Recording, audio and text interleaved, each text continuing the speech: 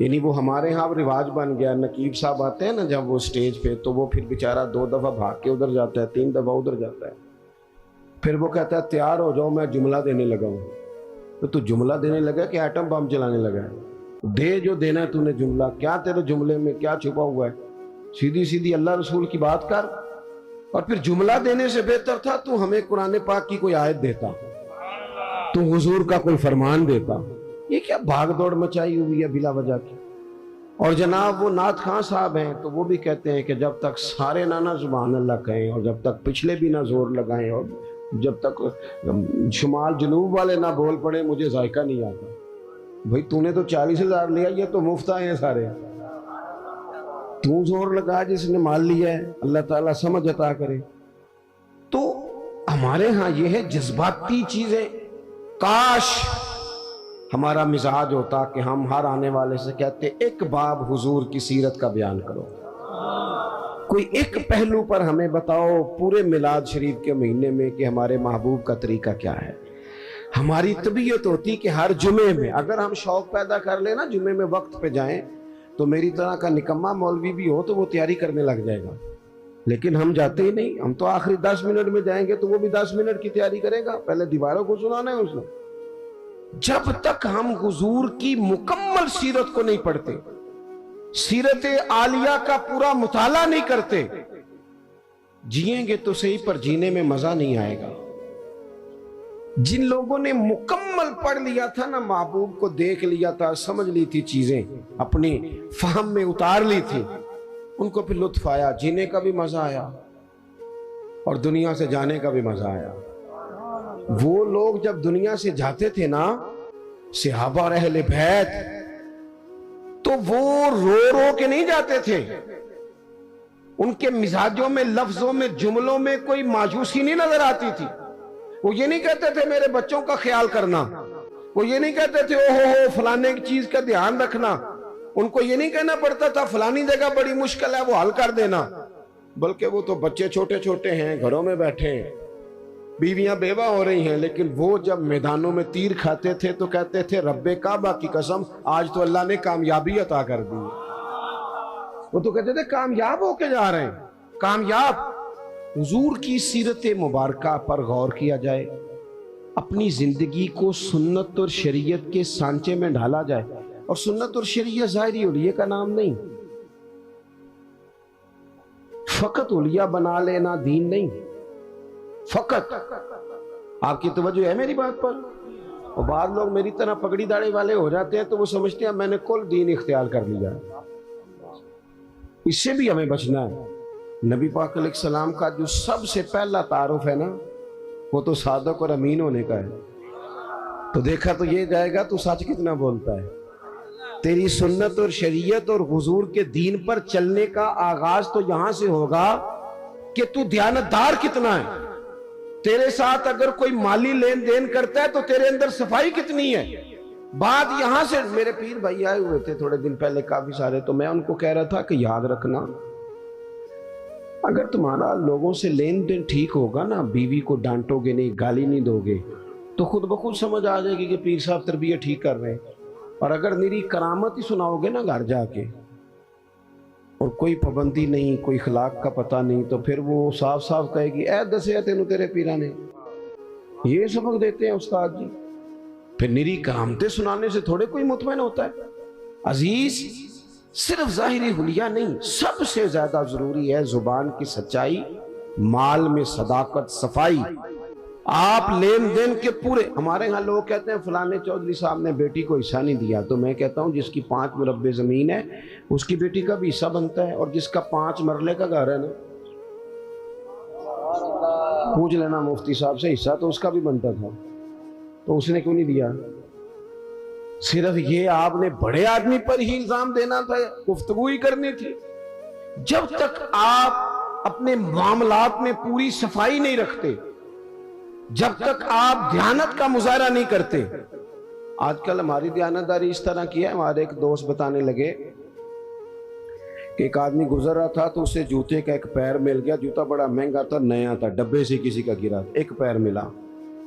انہیں ڈھونڈنا شروع کر دیا، کس کا ہے جوتا، کس کا ہے، کس کا ہے، کس کا ہے۔ وہ گلیوں میں آوازیں دیتا جا رہا ہے اور کسی کا جوتا گر گیا ہے. تھوڑا سا آگے جا کے نا اسے دوسرا پیر بھی مل گیا اور اس نے مالک ڈھونڈنا بند کر دیا. اس نے کہا ٹھیک ہے اب ضرورت نہیں. جب تک وہ ایک تھا نا, دیانت داری عجیب ہے نا. یعنی کسی کو کہیں نا یہ مرغا بیمار تھا تو ذبح نہیں ہوا تو مر گیا ہے, تو وہ کھائے گا تو اسے الٹی آئے گی, کہے گا یہ حرام ہے. صحیح کہہ رہا ہوں, میری بات ٹھیک ہے. وہ مرغا جو 500 کا ہے وہ حرام موت مرا, ذبح نہیں ہوا, تو وہ کسی کو کھلائیں تو الٹی آتی ہے. بھئی اس پہ الٹی آتی ہے تو 50,000 حرام کا ہو تو اس پہ الٹی کیوں نہیں آتی؟ 50 کروڑ حرام کا تو اس پہ الٹی کیوں نہیں آتی؟ یہ کیا بات ہوئی کہ اگر تھوڑی چیز ہے تو معاملہ اور ہے, بڑی ہو جائے تو. مجھ سے ایک دفعہ ایک صاحب نے پوچھا, انہوں نے کہا کہ عیسائی کے ساتھ روٹی کھانی جائز ہے. میں نے کہا یہ مسئلہ غریب عیسائیوں کے بارے میں پوچھتے ہو, اس کے ساتھ بھی ناجائز ہے, لیکن عیسائی اگر امریکہ کا صدر ہو تو اس کے ساتھ بھی ناجائز ہے. اگر آپ نے اس لیے کہ وہ مشرک ہے, ناپاک ہے, نجس ہے, اس سے آپ نے پرہیز کرنی ہے, تو پھر اس وقت بھی مسئلے پوچھا کرو جب وزیر اعظم ہاؤس میں دعوت ہوتی ہے اور کئی مشیر مولوی بھی بیٹھے ہوتے ہیں بیچ میں, کئی منسٹر مولوی. اس وقت کبھی نہیں کسی نے مسئلہ پوچھا. کیا دین کا فتویٰ اس لیے ہے کہ غریب ہو تو فتویٰ اور ہے, امیر ہو تو مسئلہ اور ہے؟ تو اسوہ نور نبی پاک صلی اللہ علیہ وسلم کا یہ ہے, حضور کا اسوہ حسنہ یہ ہے کہ معاملات میں صفائی ہو, صداقت ہو, دیانت. آپ دیکھیں حضور کی سیرت کا حسن یہ ہے کہ ہجرت کی رات عرب کے لوگوں نے یہ طے کیا تھا کہ معاذ اللہ حضور کو شہید کرنا ہے, اور بڑے تیز تھے. عقل اللہ سب کو دیتا ہے, لیکن بعض لوگ اپنی عقل سے منفی کام لیتے ہیں اور بعض مثبت لے لیتے ہیں. انہوں نے حضور کے کاشانہ نور کا گھیرا کیا تو عقل اس طرح لڑائی, کہنے لگے کہ ہر قبیلے کا نا, ہر قبیلے کا ایک بندہ لیں, اس کو تلوار دیں, ہر قبیلے کا. سارے قبیلے مل کے جب حملہ کریں گے تو معاذ اللہ اگر حضور کو شہید کرنے میں کامیاب ہو جاتے ہیں تو پھر کسی ایک قبیلے پر الزام نہیں آئے گا. میری بات کی سمجھ آ رہی ہے آپ کو؟ اور اگر بنو ہاشم بدلہ بھی لینا چاہیں گے تو پھر وہ ایک قبیلے سے ٹکر لیں گے, 2 سے لیں گے, سب سے کیسے لیں گے؟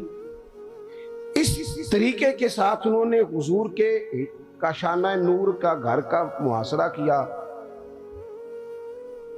اب یہ جو محاصرہ کرنے والے تھے نا, یہ تو شہید کرنے آئے تھے. اللہ کرے آپ زیادہ توجہ کریں میری بات پر. ایک دعا میں نے کرنی ہے, آپ نے آمین کہنا ہے. اللہ کرے یہ موبائل کی کال ذرا مہنگی ہو جائے. ہر شے مہنگی ہے, یہ سستی کر دی ہے. مجھے بہت سارے دوست کہتے ہیں آپ سے رابطہ کرنا ہوتا ہے تو نمبر کیوں نہیں ملتا؟ میں نے کہا اس لیے نہیں ملتا کہ اب تو لوگوں نے موبائل پکڑی ہاتھ میں لیا ہے, تو ایک منٹ کے اندر جب آپ کو 20 فون سننے پڑیں گے تو اور تو کوئی کام ہی نہیں کر سکیں گے آپ, کیونکہ اب تو موبائل جیب میں جاتا ہی نہیں. جب پکڑی ہاتھ میں لیا ہے تو پھر وہ نمبر بھی فٹافٹ ہی مل جاتا ہے, گنجائش ہی کوئی نہیں. اس لیے تھوڑا سا یہ اس کو دماغ پہ نہ سوار کریں, تھوڑا سا پیچھے کریں. کوئی چیزیں روحانی زندگی میں دخل اندازی دینے لگ جاتی ہیں. اگر یہ ذہن پہ سوار ہو گیا, یہ مزے سے نماز نہیں پڑھنے دے گا, یہ مزے سے تلاوت نہیں کرنے دے گا, یہ سوار رہے گا. فوراً میں نے دیکھا ہے سلام پھیر کے بندے جیب سے نکال لیتے ہیں, تو اس میں مشکل ہو جائے گی. بہرحال بات ختم کرنی ہے, 1-2 منٹ میں سمیٹنے لگا ہوں, آپ توجہ فرمائیں. سب لوگوں نے محاصرہ کیا ہوا. خاص قابل غور نقطہ ہے کہ سب محاصرے میں حضور کو شہید کرنا چاہتے ہیں. نبی پاک کیا فرما رہے ہیں؟ حضور فرما رہے ہیں علی یہ امانتیں لے لو, لوگوں کی امانتیں, صبح واپس کر کے نا امانتیں تو مدینے آ جانا. یہ جن امانتوں کا نبی پاک بندوبست کر رہے تھے نا, محققین نے لکھا ہے ان میں سے ڈھیر ساری امانتیں ان لوگوں کی بھی تھیں جو باہر تلوار لے کے کھڑے تھے, ان کی بھی امانتیں حضور کے گھر میں. مجھے بتاؤ کسی بندے, کوئی لوگ عمرے پہ جانے لگے تو لوگ کہتے ہیں پہلے میرے پیسے دے. کرائے کا مکان والا بندہ جانے لگے تو لوگ کہتے ہیں پائیا پہلا پیسے دے, تیرے سے پیسے لینے ہیں, تو کیسے جائے گا محلہ چھوڑ کے. تو جس شخص کو معاذ اللہ آپ قتل کرنے پہنچ گئے ہیں, جس شخصیت کو شہید کرنے کا ارادہ کر لیا, پیسے گھر میں پڑے, معنی کیا ہے؟ کہ ان کو بھی پتا تھا کہ یہ شہید کر بھی دیے گئے، اگر کسی وجہ سے ہم کامیاب بھی ہو گئے تو ہمارا پیسہ ضائع نہیں ہوگا۔ اور حضور کو بھی دیکھیں آپ، یہ حضور نے ہمیں سوچے دیے ہیں، اسوہ حسنہ، میں نے کہا صرف ظاہری حلیے کا نام نہیں، سوچے دیے ہیں حضور نے ہمیں۔ نبی پاک صلی اللہ علیہ وسلم دیکھیں نا کتنا آسان ہے یہ ہمارے لفظ کہنا کہ مشکل آ گئی تھی، لوگوں نے رہنے نہیں دیا، چلے گئے، لیکن کریم نے اس ایمرجنسی کے عالم میں بھی جب پورا مکہ تلواریں لے کے سڑکوں پہ آ گیا ہے، وہاں بھی اگر حضور نے فکر کی ہے تو لوگوں کی امانتوں کی فکر کی ہے۔ اور قربان جائیں، مولا علی سے بھی جب کسی نے پوچھا کبھی مزے سے بھی سوئے، کہنے لگے وہ رات ہی مزے سے سویا تھا۔ اس نے کہا جناب وہ تو خطرہ تھا، اگر وہ پردہ نہ اٹھاتے اور آپ پر اسی طرح حملہ کر دیتے تو حضرت علی کہنے لگے ایسے ہی کر دیتے، ساڈے نبی دی زبان ساڈے واسطے قرآن۔ حضور نے فرمایا تھا علی سو جا، سویرے امانتیں دے کے مدینے آ جانا۔ جب حضور نے کہا تھا سو بھی جا تو مجھے سمجھ آ گئی سوؤں گا بھی، جب کریم نے کہا سویرے اٹھنا ہے تو سمجھ آ گئی سویرے اٹھنا بھی ہے، جب کہا امانتیں دے دینا تو سمجھ آ گئی امانتیں دینی بھی ہیں، اور جب کہا تھا مدینے آ جانا تو سمجھ آ گئی جناب اسرائیل اتنی دیر نہیں آ سکتے جتنی دیر حضور کا مدینہ نہ آئے۔ جنوں ویکھ کے ٹھر دیاں اکھیاں نے تے جنوں ویکھ کے ٹھردا سینہ ہے، ربا تیری ساری خدائی چیک کی تے شہر مدینہ ہے، اور رب بھی جانے سونے محبوبہ تیرے شہر دیاں بھی کی لذتاں نے۔ ایک رون جنہاں نے ویکھیا نہیں تے ایک رون دوبارہ جاون گے، ایک رون جنہاں نے ویکھیا نہیں، ایک رون جنہاں نے ایک رون دوبارہ جاون۔ تو عزیز حضور نے وہاں بھی امانتوں کا خیال کیا، مزاج نہیں۔ آپ یقین کریں جھوٹ اور بددیانتی تو کھا گئی لوگوں کو۔ بیوی کہہ رہی ہوتی ہے کہ چل تھوڑے پیسے دے دیا کر، سچ تو بولا کرنا، لاہور جاتا ہے تو لاہور کا ہی بتا کے جایا کر۔ ماں کہتی ہے پتر تھوڑے وعدے کر پر سچے کر۔